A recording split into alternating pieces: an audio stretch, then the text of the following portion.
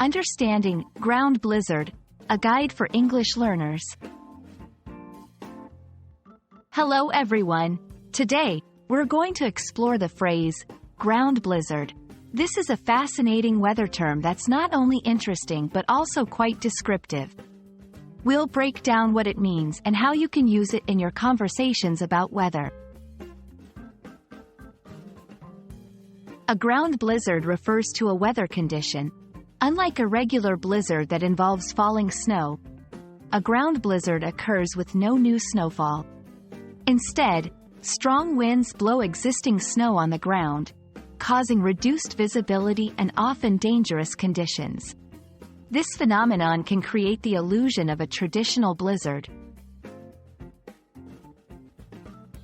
To fully understand a ground blizzard, let's look at its two main components. 1. Strong winds. These are essential for a ground blizzard. They pick up the snow that's already on the ground. 2. Loose snow.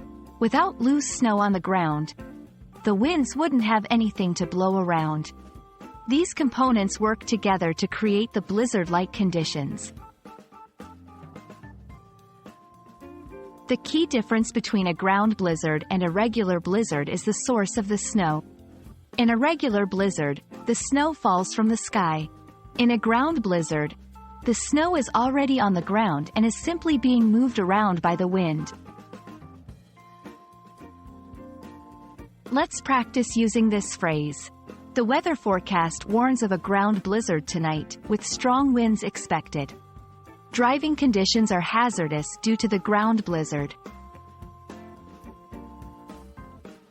I hope this video has helped you understand what a ground blizzard is and how to use this term. Stay safe and warm, and I'll see you in the next video.